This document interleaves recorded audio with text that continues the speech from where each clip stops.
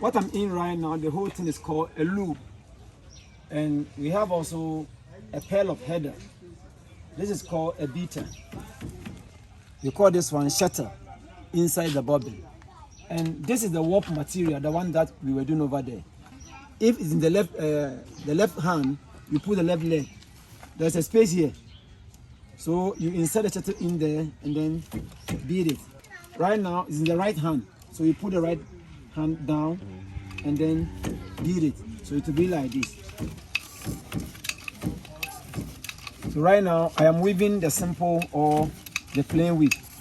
For the simple or the plain weave, there's no design, it's plain.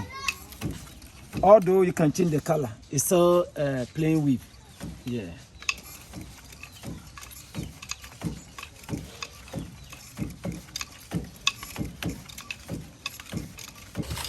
For double weave, you can see designs. And always, you still see also the background of the cloth. This time the background is white. And he's using blue, royal blue for the designing. So for double weave, always you can see design, you can still see the background of the cloth. So inside the design, you still see the white over there. So I hope you can differentiate between the simple and then the double. Yeah.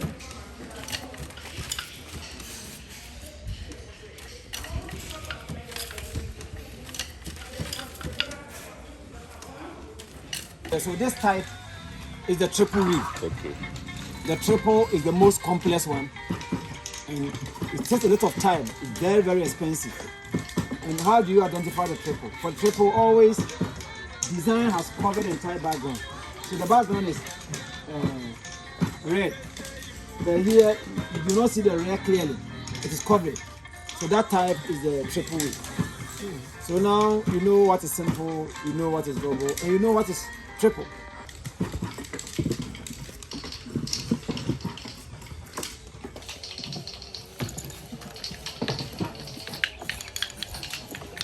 Are there only men or male weavers, or do women weave as well? You are a very good observer. Women can weave. Here we have, in Ghana, we have two main ethnic groups that weave the Kente cloth. We have the Ewes and then the Ashantis. If you go to Volta region, women weave all right. But in Ashanti, they don't weave. And the question is why? In Ashanti region, we have about 3 or 4 reasons why women are not weaving. Number one reason is superstition. The women have a belief that if you stay on the loom, you never give birth to a child. We've been trying to convince them, but it's very, very difficult. And the next thing is this one. We call this breast beam. So let's assume you are weaving and you become pregnant. The breast beam is going to have problem with the belly. And the next one is, I told you earlier that in the olden days, the Kente was for the king. So as a woman, if you are weaving for the king and you menstruate, you have your period, you're not supposed to touch the cloth, because the moment you touch the cloth, you have defied the whole thing. Locally, it is the women that prepare food for that small family. So if the husband is weaving, the wife is weaving at the same time, who's going to prepare food for that case? So these are the reasons why women are not weaving here. But they play an important role.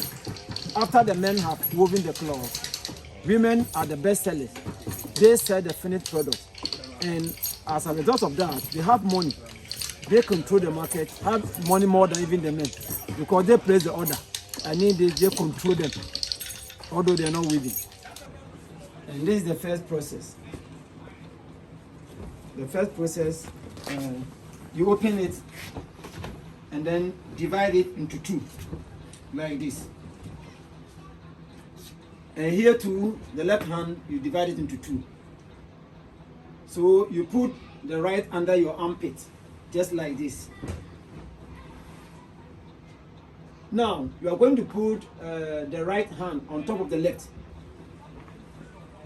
Yes.